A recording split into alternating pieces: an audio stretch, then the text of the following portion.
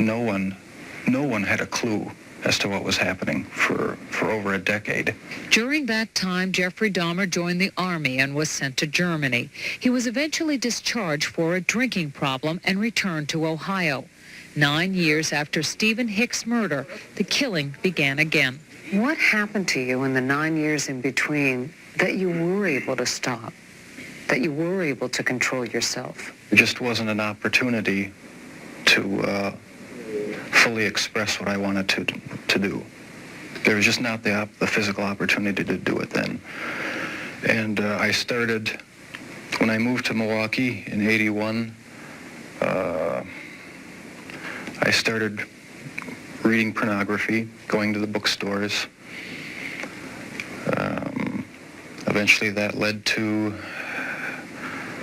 frequenting the gay bars. And then one time I brought this young man back to the hotel room, the Ambassador Hotel. Was just planning on drugging him and spending the night with him. I had no intention of hurting him. When I woke up in the morning, he had a broken rib here. I was heavily bruised. Apparently I had beaten him to death with my fists. And you have no memory of it? I have no memory of it. But that's what started the whole spree all over again. Dahmer says he snuck the corpse of his victim, Stephen Toomey, out of his hotel room in a suitcase. Then he took it to his grandmother's house, where he cut up the body and put it in plastic garbage bags. When you killed these men, afterwards, were you repulsed? Were you upset? No, at the time, it was almost addictive. It was almost a surge of energy. I wouldn't have to worry about any of their needs or anything. I just had complete control of the situation. But Jeffrey Dahmer was out of control. The urge to kill had overpowered him. As police later learned, he wasn't satisfied with his victim's death. He wanted more. Why did you photograph them? It was my way of remembering their appearance, their physical beauty. I also wanted to keep something. If I couldn't keep them there with me whole, at least I felt that I could keep their skeletons. And I even went so far as planning on setting up an altar with the 10 different skulls and skeletons. And what was the purpose of the altar going to be? As a sort of memorial, a point where I could, I don't know, it's so bizarre and strange, it's hard to describe. A place where I could collect my thoughts and feed my obsession. When the bodies were still in your apartment,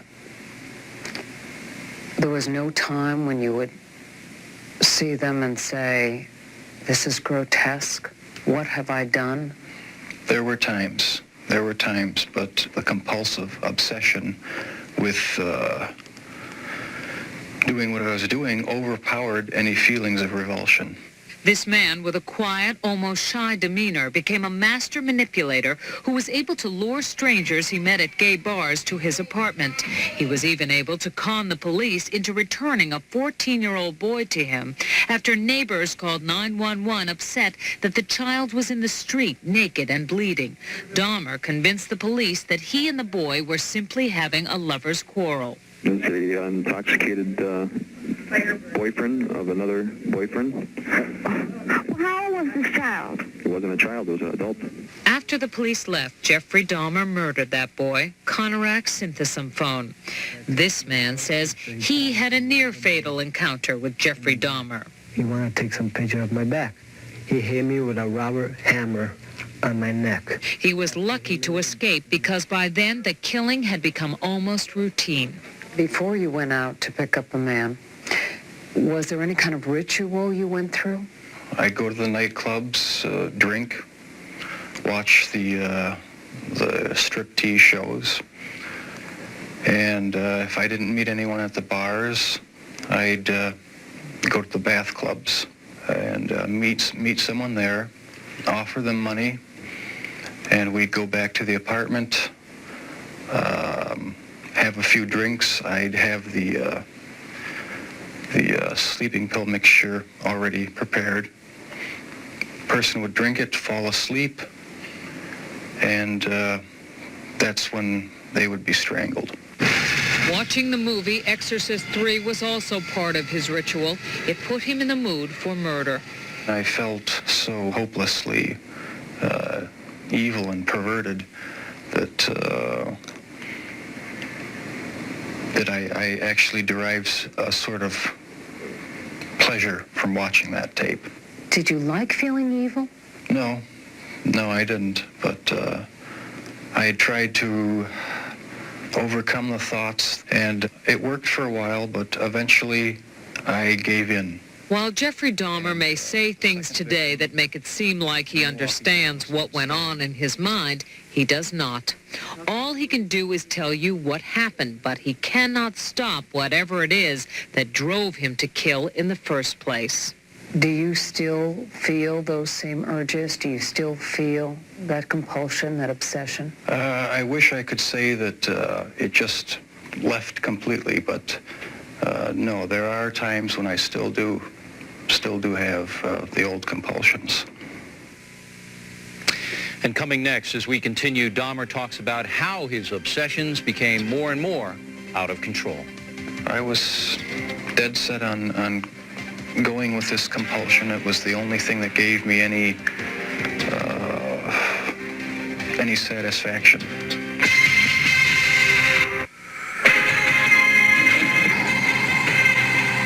To protect ourselves against monsters like Jeffrey Dahmer, it is important to know how they think, how they operate. Dahmer is an intelligent man, someone who could live just about anywhere. Nancy now continues her interview. Bill, Jeffrey Dahmer says as time went on, his mind became more and more warped, and yet he was clever enough to continue to elude police and lure young men to his apartment. We should warn you, the details are very graphic.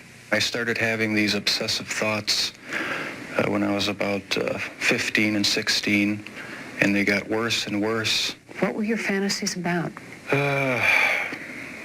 They were sexual fantasies of control, power, complete dominance.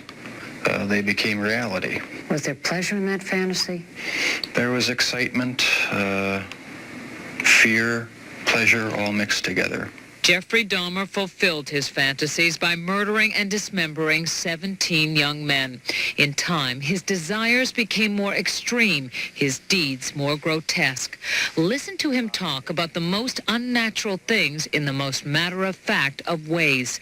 That's when you realize that none of it has touched him. I was branching out. That's when the cannibalism started, eating of the heart and the arm muscle.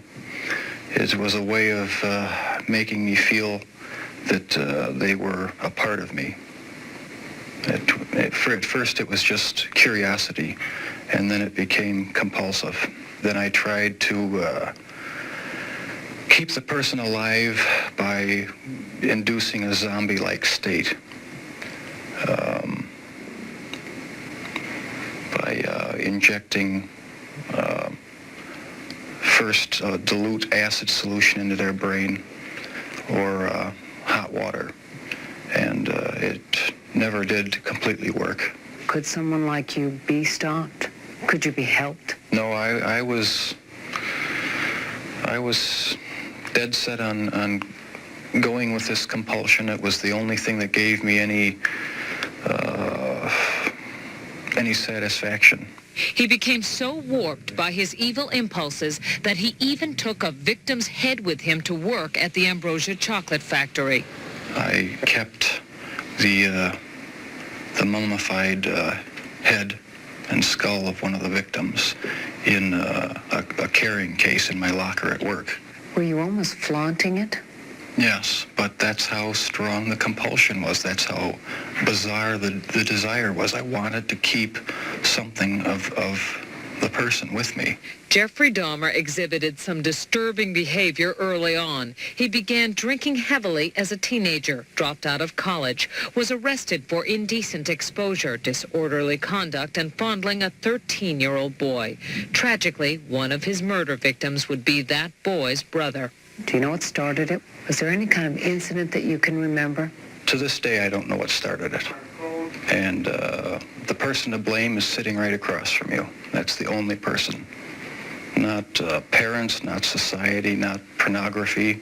I mean, those are just excuses. His macabre 13-year crime spree finally ended when this man, Tracy Edwards, brought the police to the infamous apartment. Like the others, he had gone there with the promise of money. He was listening to my heart because at a point he told me he was going to eat my heart at that point. I hit him and I ran. What was the turning point for you that made you suddenly realize that you had done something terribly wrong, something you should be sorry for?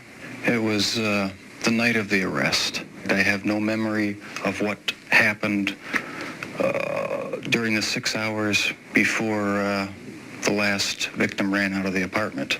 I heard a knock on the door, and the police were there with the last victim. They asked me where the key was to the handcuffs. My mind was in a haze. I sort of pointed to the bedroom, and that's where they found the pictures. And they yelled, "Cuff him." And I was handcuffed, and it was just the realization that there was no point in trying to hide my actions anymore. The best route was to help the police identify all the victims and just make a complete confession. When it was revealed that most of the victims were black or homosexual, people in Milwaukee were incensed. Many felt that was why he went after them and why the police didn't seem to care when their families reported them missing. 10 of your 17 victims were black. Were they racially motivated? It was crimes? not racially motivated. It was not sexual preference. It was just to find an obsession with the best-looking young man I could find. While you just heard him say that his sexual preference had nothing to do with the killings, No. he has not come to terms with his homosexuality. Never understood it. There was no use trying to fight it because I couldn't rid myself of it. It was too powerful and persistent. Do you dislike it? Yes, it's caused a lot of problems for me. A lot of conflicts and unanswered questions. The conflicts remain with him, and so do his compulsions. But in prison, he finally cannot act on his savage desires. If you were out on the street now, would you still be committing the crimes? Probably. If this hadn't happened, there's no doubt I probably would be. I can't think of anything that would have stopped me. Boy, does he come across as cold-blooded. Did you see any remorse? Well, he says he's sorry, Bill, but I'm not sure he knows what that means. Tomorrow he talks about how he disassociated himself from his crimes and what lengths he went to hide them. We will see you tomorrow, Nancy. Thank you. And Inside Edition, Jeffrey Dahmer spoke for the first time about his passion for killing. Today, Inside Edition continues the exclusive interview with Dahmer, and what he says will shock you.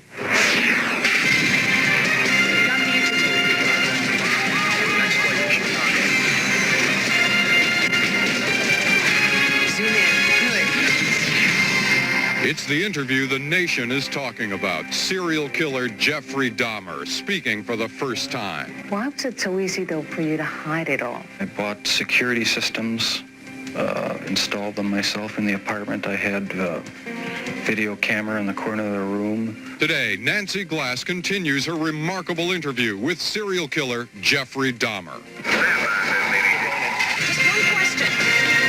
You gotta get live. She was home alone when an intruder turned her evening into a night of terror. What would you do if a thug broke into your house? Could you handle yourself? Coming up, a harrowing story about a woman saved by 911. But first, reaction to the words of Jeffrey Dahmer is worldwide. It is one thing to read about his crimes, quite another to hear how dispassionately this killer talks about his grisly deeds. Nancy Glass joins us now to continue her exclusive interview with Dahmer. Nancy. Bill, Jeffrey Dahmer is now in jail serving 15 consecutive life terms for his terrible crimes. Wisconsin does not have the death penalty. In prison, he is getting therapy, but he says it hasn't helped him. He spends his time reading the Bible and volumes of mail. I asked him if he was afraid of what might happen in prison, and he said, no. What difference does it make if someone comes after him, because he doesn't care if he lives or dies. He prowled gay bars, picking up men to seduce and murder. Jeffrey Dahmer says his desire to control and possess his victims drove him to inhuman acts on the living and the dead. He was a killing machine out of control. How should you be punished? Well, there's no question that I deserve the death penalty. I've wondered myself why I don't have the death penalty. That's what I deserve. I deserve death. What do you think happens after you die? Right. That's the big unknown. I've had thoughts of suicide, but I just haven't been able to carry them through. So I don't know what the future will hold.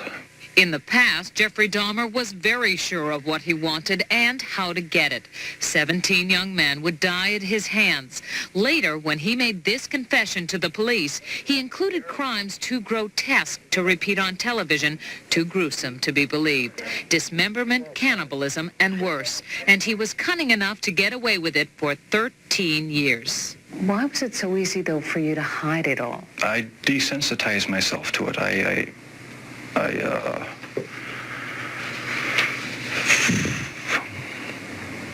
don't know. I went to great lengths. I bought security systems, installed them myself in the apartment. I had a video camera in the corner of the room, installed locks on the doors, sirens and stuff in case anyone broke into the apartment. And although his victims' body parts were in the apartment, when his father and stepmother came to visit, they detected nothing. They said it was absolutely clean, perfect. Right. How'd you hide from them? Everything was locked up, either in the freezer or in the file chest. And so there was no evidence laying in the open. There was nothing abnormal about the look of the apartment.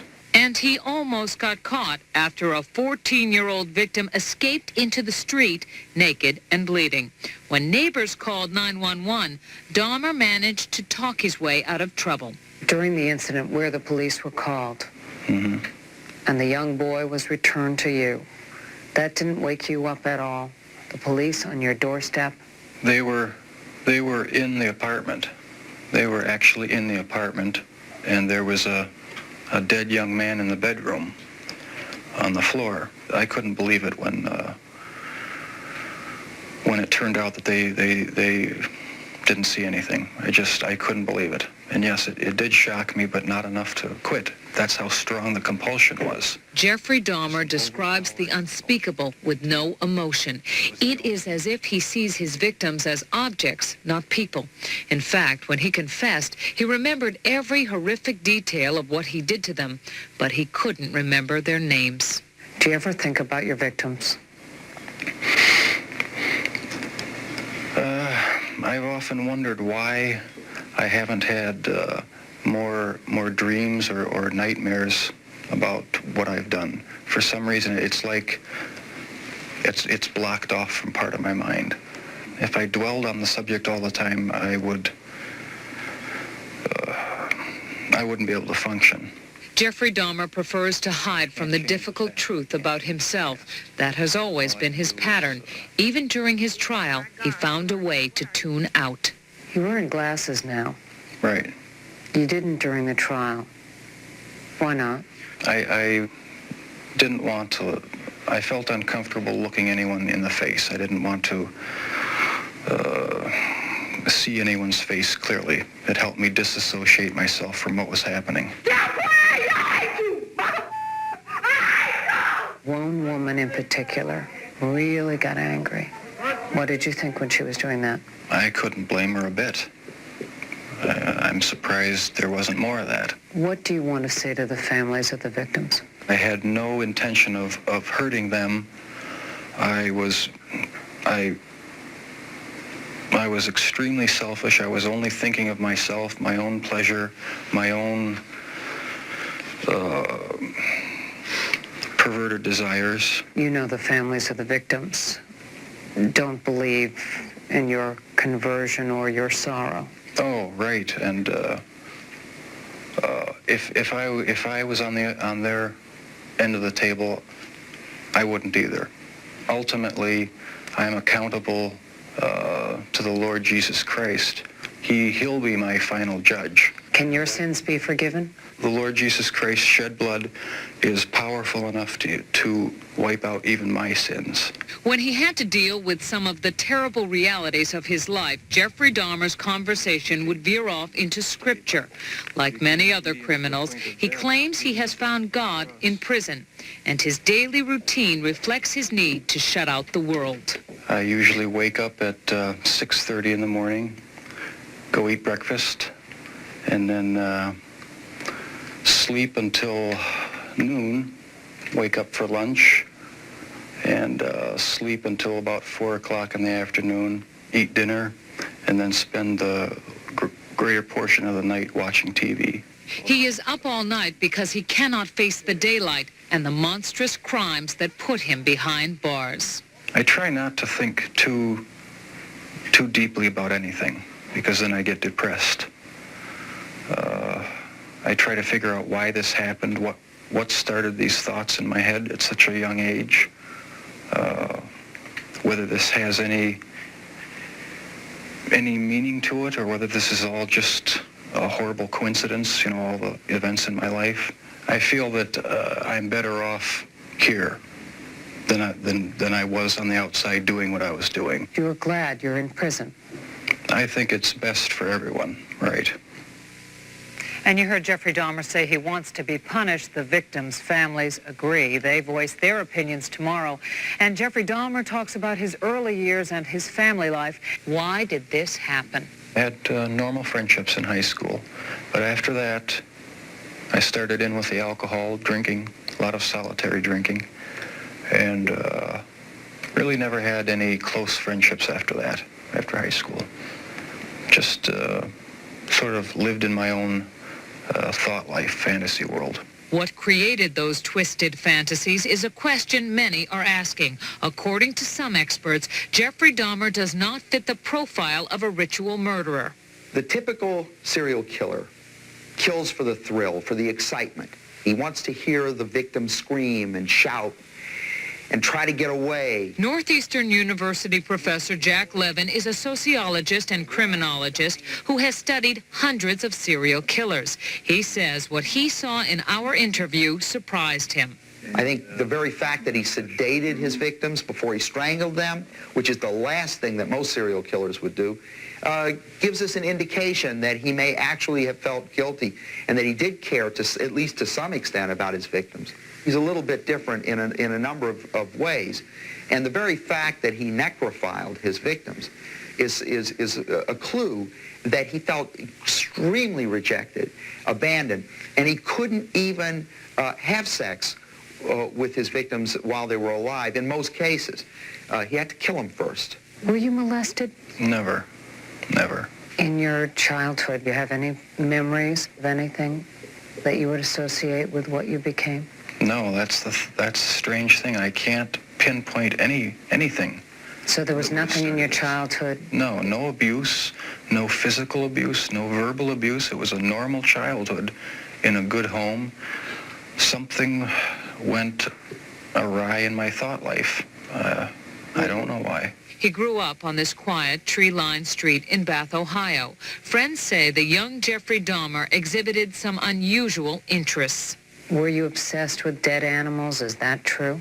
I was interested in taxidermy in high school and experimented with preserving the bones of dogs and things like that. And whether that had anything to do with the escalation of the crimes, I don't know. But by all accounts, his terrible crimes are far removed from his ordinary beginnings. His father, Lionel, is a chemist who taught his son how to play tennis. His mother, Joyce, was a housewife. The family split apart when Jeffrey Dahmer turned 18. A court order kept his father away from the house. His mother, who had been hospitalized for mental problems, left too. It was when he was alone in the house that Jeffrey Dahmer committed his first murder. Let me put this in perspective. There are millions of people who get divorced. There are millions of people who have step-parents. And what does it do to them? Well, it doesn't make them kill. It doesn't make them cannibalize. I think we've got to understand that we might be able to explain part of this, but we're not able to predict who's going to turn out to be a serial killer. Jeffrey Dahmer's father and stepmother Sherry say when he was in trouble in the past, they tried to get him help. They were as shocked as everyone else to hear about his secret life.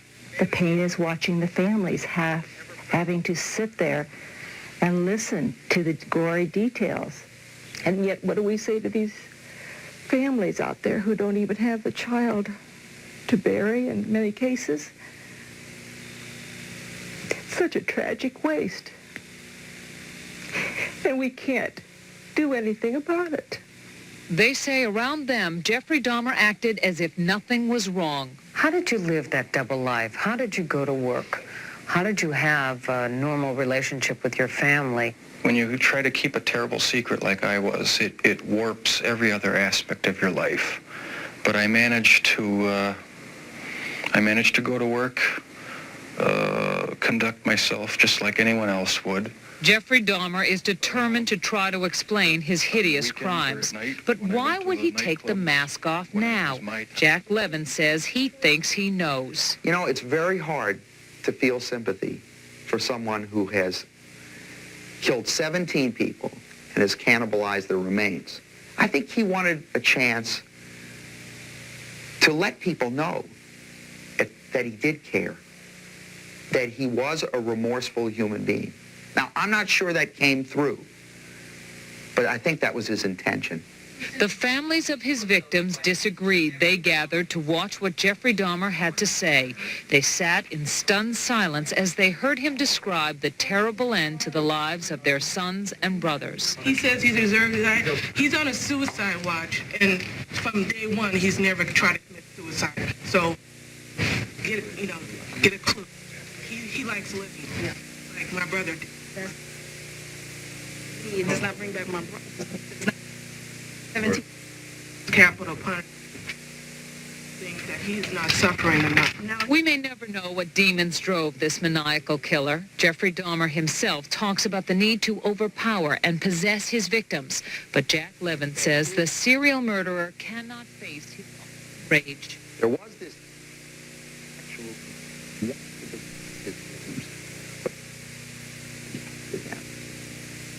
humanity. This is kind of his way of it. It would be easier to understand what happened if he came across as the glassy-eyed monster we expect him to be. Instead, he's able to appear normal, which is what once made him so dangerous. Most serial killers know the difference between right and wrong. They know what they do is wrong, and they simply don't care. Jeffrey Dahmer cared, perhaps, but not enough to stop himself. And finally, I've been covering this story since it first broke. It has been very difficult at times to deal with the gruesome details, a lot of which we chose not to put on television. But I thought this was an important story to tell. As I said, we may never fully understand why this tragedy took place. I don't think Jeffrey Dahmer understands it. But hearing the story from him firsthand may be a beginning. Bill? Thanks, Nancy, for those reports.